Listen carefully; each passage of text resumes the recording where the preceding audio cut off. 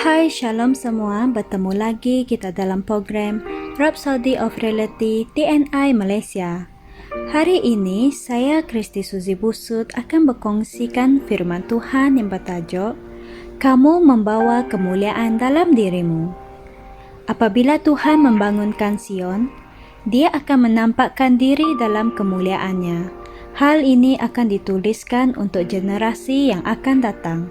Mazmur 102 ayat 16 dan 18. Satu-satunya perkara yang belum diterima oleh orang Kristian di mana ia seharusnya terjadi di bumi ini adalah penebusan, yaitu transformasi atau pemuliaan tubuh fizikalnya. Hal ini bermaksud kita akan mengenakan satu tubuh yang baru, tetapi tubuh itu akan turun dari syurga. Dan Alkitab memberitahu kita dengan terperinci apa yang akan berlaku. Ia mengatakan, di dalam sesaat, di dalam sekelip mata, kita akan diubahkan. Kerana yang dapat binasa ini harus mengenakan yang tidak dapat binasa. 1 Korintus 15 ayat 52 hingga 53. Walau bagaimanapun, pada masa ini, kita membawa kemuliaan Kristus di dalam diri kita yang diperbuat daripada tanah. Paulus memanggil kemuliaan itu sebagai harta. Dia berkata, kami memiliki harta ini di dalam bejana tanah liat, supaya nyata bahawa kehebatan kuasa itu berasal dari Allah, bukan dari diri kami. 2 Korintus 4 ayat 7. Cahaya Tuhan ada di dalam diri kamu, di dalam rohmu. Kamu membawa kesempurnaan Kristus. Haleluya. Alkitab mengatakan, sebab Allah yang telah berfirman, dari kegelapan terbitlah terang. Dialah juga yang telah bersinar di dalam hati kita, supaya kita beroleh terang dari pengetahuan tentang kemuliaan Allah yang ada pada wajah Yesus Kristus. 2 Korintus 4 ayat 6. Sesungguhnya, kamulah kemah suci Tuhan yang hidup. Kristus hidup di dalam kamu. Mengapa perkara ini sangat penting? Ini kerana gereja telah melepasi tahap kebudakan. Kita sudah sampai ke tahap kematangan. Kita telah baca dalam ayat Injil tema kami bahawa apabila Tuhan membangunkan Sion, Dia akan menampakkan diri dalam kemuliaannya, dan hal ini akan dituliskan untuk generasi yang akan datang.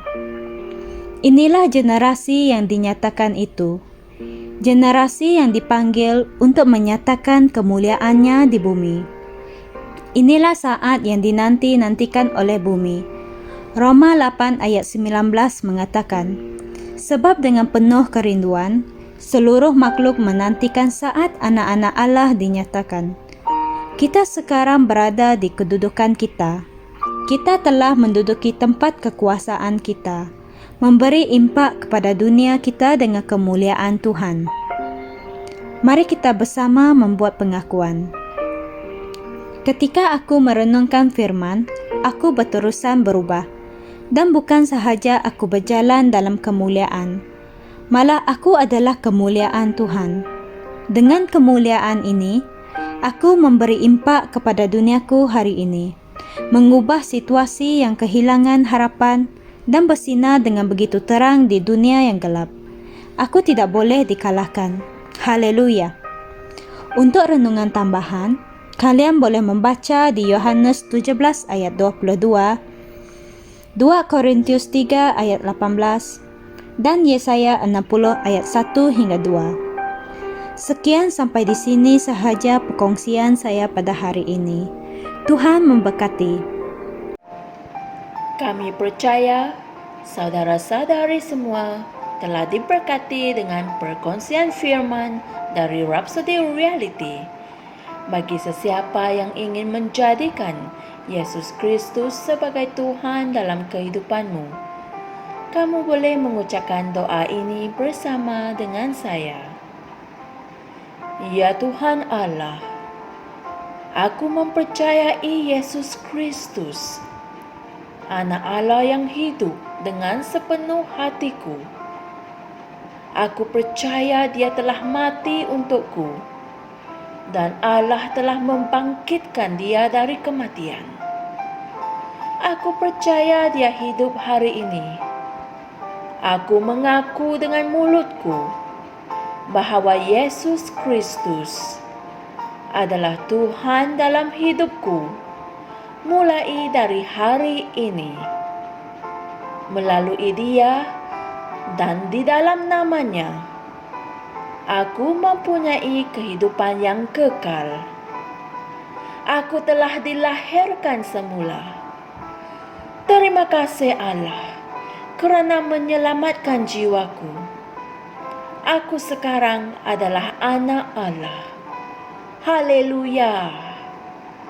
Tahniah, sekarang kamu telah menjadi anak Allah. Untuk apa-apa sebarang pertanyaan atau untuk mendapatkan lebih banyak maklumat mengenai bagaimana untuk bertumbuh sebagai seorang Kristian, Anda semua boleh hantar mesej di akaun Facebook kami atau email kami di tni.msia@gmail.com. Sekali lagi, tni.msia@gmail.com. Tuhan berkati Anda semua.